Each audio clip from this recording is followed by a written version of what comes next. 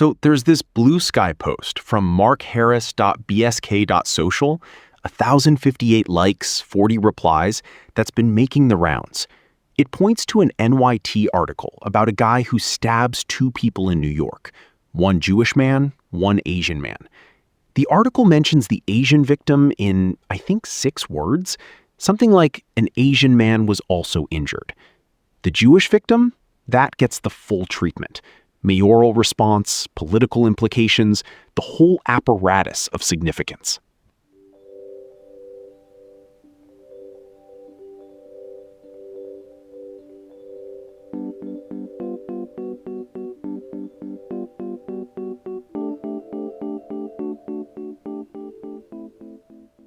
And the implication is that one stabbing is framed as a random, shrug-worthy act of violence, while the other is a terrorist attack with policy consequences. The tweet calls it disgraceful framing. I've seen this take before, and I think it's mostly right about the surface, but wrong about the mechanism.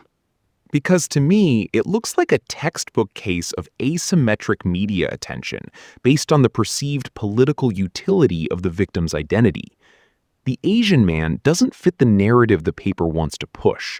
The crazy man is just some guy, no broader implications.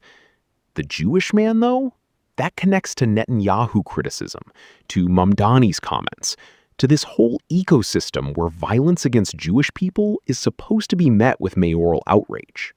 It's much more banal. The NYT doesn't have a systemic rule that says Asian stabbings get 6 words. They have a rule that says, follow the last mayor's press conference. The mayor held a press conference about anti-Semitic attacks. That's the hook. The Asian victim was collateral in that story. That the mayor chooses to hold a presser about one victim and not the other, and the NYT just reflects that choice without asking why the mayor made it. That's the structural part.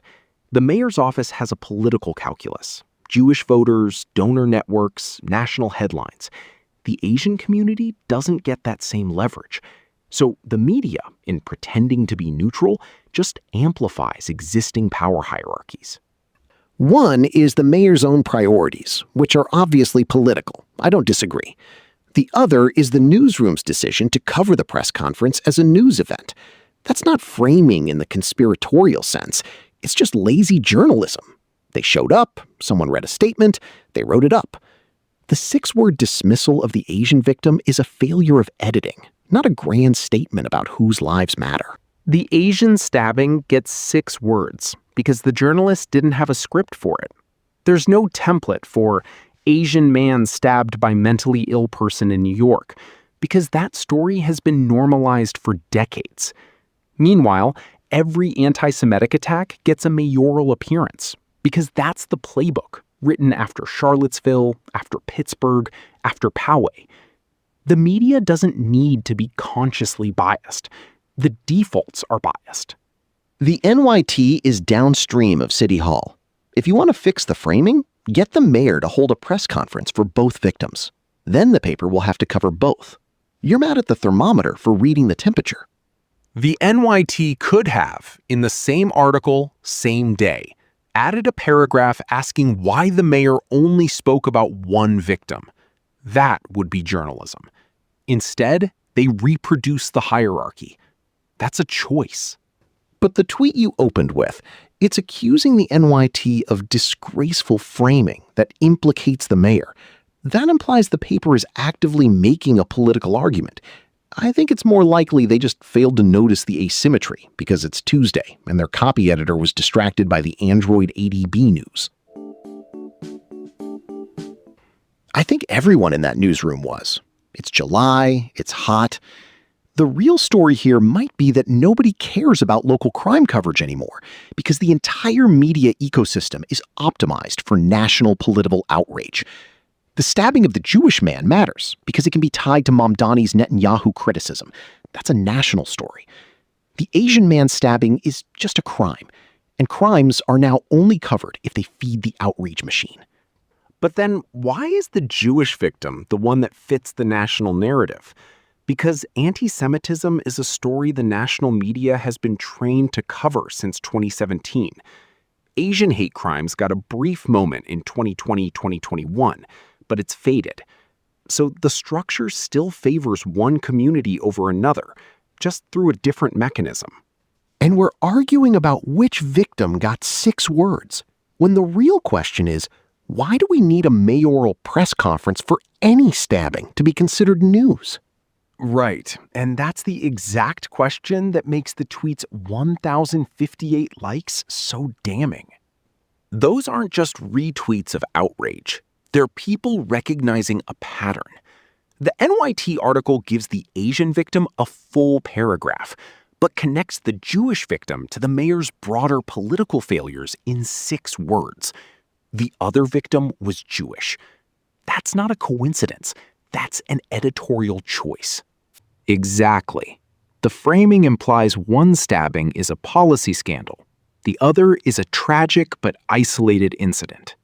Or maybe the reporter thought the other victim was Jewish was sufficient context because anti-Semitic attacks have been a national conversation since Charlottesville. The Asian man's story might have gotten more space because the writer assumed readers needed more background on anti-Asian violence. That's not bias. That's audience management. You sound like a policy wonk who just discovered content moderation. Of course the article leans into the mayoral angle. That's a news hook.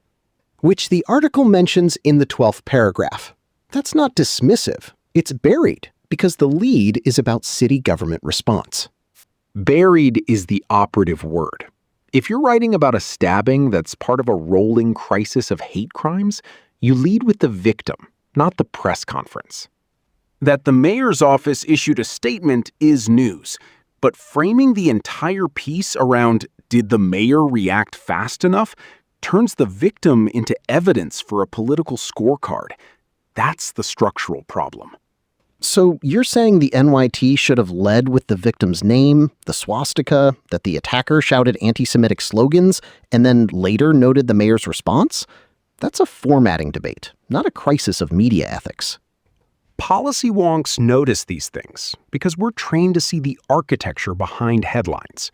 Like, remember 3 weeks ago when the Washington Post ran a piece on the rise of anti-Asian violence with a sidebar about why this time feels different? That sidebar leaned entirely on the 2021 Atlanta spa shootings and ignored the 2023 subway push incidents. Selective memory is default. And now you want to turn this into a meta-discussion about the attention economy. Fine. But Harris's tweet got 1,058 likes because it's a satisfying dunk, not because it's a rigorous analysis. Disgraceful framing is a vibe, not a thesis. You're asking me to take seriously a post that ends with shame on everyone involved. That's outrage theater. Exactly. On Blue Sky, where the algorithm is still basically social and chronological, 1,058 likes on a political media critique is a decent-sized consensus. Those are people who have seen this exact pattern before.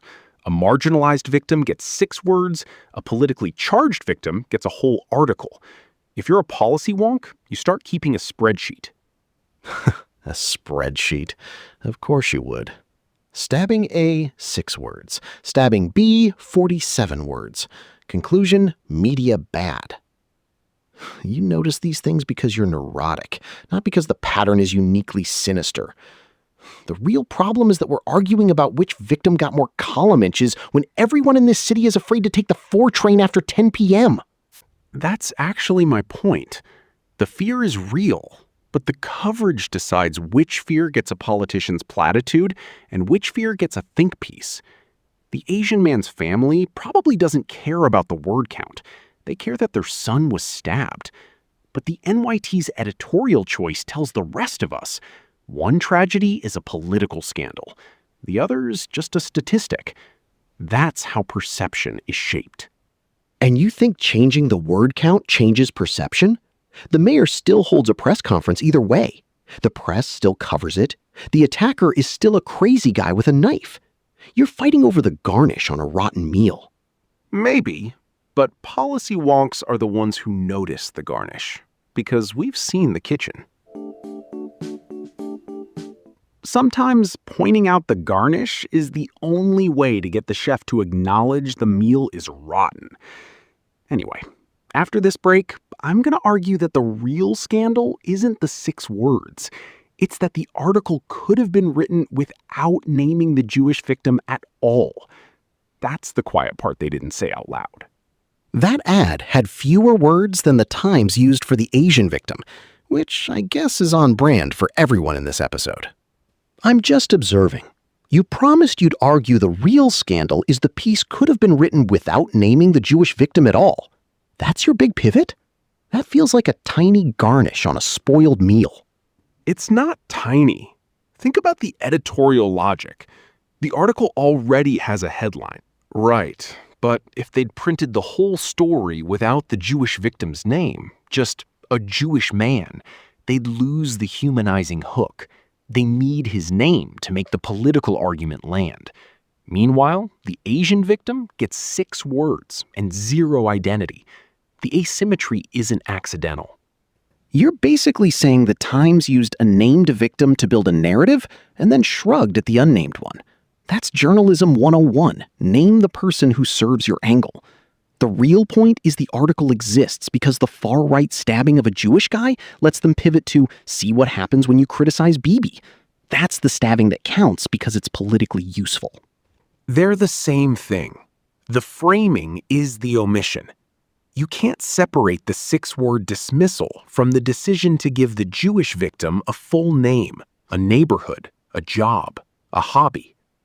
The article is a machine that processes human beings into usable political fuel. Okay, so you think my point is academic. What's your counterthesis? That the article is bad, but the real scandal is the far right co-opting a tragedy to discredit leftist criticism of Israel? No. My thesis is that you're overcomplicating a simple piece of garbage. It's not a machine. It's a desperate editor slapping together a story to feed the algorithmic outrage cycle. The Asian victim got 6 words because nobody in the newsroom cared enough to ask for his name. That's not a structural crisis. That's a Tuesday. Yeah, and your diagnosis is the quiet part they didn't say out loud. But they did say the quiet part out loud. They printed the 6 words. They didn't hide it. The quiet part is that the entire system of media outrage production runs on maximizing partisan friction. The Asian victim is friction neutral, so he gets a shrug. That's not a conspiracy. It's a spreadsheet. A spreadsheet that dehumanizes the same way every time? That's a pattern, and patterns have causes. But you're right that I might be spending too much time on the garnish. Maybe the real scandal is that we're arguing about a single article when the same dynamic plays out in every story about intergroup violence. Fine, but I still think the name mattered. And I'll bet you a fortnight skin that if we looked up the Asian victim's name, we'd find a human being the Times decided wasn't worth a lead. Deal, but I'm picking the skin. If it's a default, you owe me a meal kit subscription. Only if it's the one with the dry sarcasm. Right, so you want the name. Fine. His name was... Actually, I don't have it either because that's not the point. And that is the point. You're so close to the real joke and you keep walking past it. Enlighten me. I'm all ears.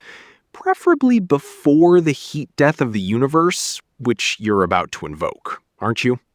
You're pre-groaning. Good. But first, you're treating the Times framing as a moral scandal. 6 words for one victim, a whole lead for the other. Outrageous. But you've missed that the underlying event, a man stabbing 2 people, is just noise. A data point in a society that produces these events with the statistical regularity of a Poisson process. That's cold. Those are people, not data points. And the framing matters because it tells us whose lives are treated as expendable. It tells us what we already know. The paper is a machine for manufacturing consent. You're shocked that the machine did machine things? That's like being mad that a particle detector beeped when you shot a proton at it. So your argument is apathy? Don't care about the framing because the system is broken anyway? That's a recipe for nihilism, not analysis. No, my argument is that you're focusing on the wrong absurdity. The real absurdity is the effort to parse this. You're sitting here, two podcasters with a combined 14 years of higher education, arguing about a 6-word difference in a newspaper article, while the actual violence is a symptom of something so much larger that it's not even funny. Which brings me to 2013 Twitter. Oh, God, please tell me this connects. 2013 Twitter. Peak weird. Remember the account that just posted pictures of a specific, slightly dented mailbox in Ohio? It had 40,000 followers. People cared deeply about that mailbox. They retweeted it, analyzed the lighting, debated whether the dent was new. And then, in 2014, the account went silent. No explanation. The mailbox was replaced by a new, dentless one, and nobody knew why. I vaguely remember that. What's your point? That level of obsessive, granular attention, applied to a mailbox, is the same energy you're applying to this Times article. You're treating a single, well-documented stabbing as a moral Rorschach test. But the real joke is that the guy with the knife is just a vector. He's a local maximum of a societal probability distribution. And you're arguing about the label on the vector. That's a stunningly reductive view of human suffering. It's not reductive. It's thermodynamic. Look, I spent a year of a physics degree studying entropy. You learn that the universe has an inexorable tendency toward disorder. Heat death is the final state. Everything evens out. All structure dissolves. A stabbing is a tiny temporary pocket of order, a concentration of chaos in one place that the universe will eventually smooth over. The framing of that stabbing is even more temporary. It's a flicker on a news cycle that will be forgotten by Tuesday. So you're saying we shouldn't care about injustice because the sun will explode in 5 billion years? That's the big takeaway? I'm saying that your outrage is misplaced. You're mad at the newspaper for being callous, but the newspaper is just a mirror. Look at the underlying society. A city where a person with a knife can walk down a block, stab 2 people, and the mayor's response is a press release about community safety? And the Asian victim gets 6 words? That's not a framing problem. That's a society that has already decided which lives are plot relevant and which are background color. So you agree with me that the name matters? No, I'm saying the name is irrelevant because the whole script is broken. It's like arguing about the spelling of McDonald's while the kitchen's on fire.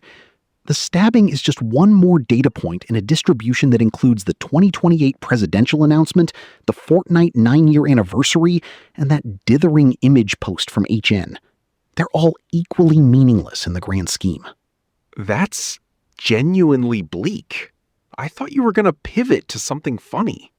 The joke is that you're still looking for the punchline. The punchline is that there is no punchline. Just a universe winding down. One stabbed person, one 6-word sentence, one unknown name at a time. And you're still trying to find meaning in the margins. That's the real absurdity. You know what? I still want that name. And I still think giving it matters. Even if the universe is a cold, dead void, I'd rather be the person who says it than the one who shrugs. And that, my friend, is why you'll lose the bet. But you'll die warm. You know, I've been sitting with your cold, dead void thing, and fine, I'll give you the absurdity. The media is a game. The outrage is performance. The article was written to generate clicks, not justice. But I can't just laugh it off, because the game has winners and losers. The winner is the paper of record that gets to shrug off one stabbing. The loser is the family that never sees his name in print. That's not cosmic absurdism. That's a structural failure. Structural failure? The structure is the joke.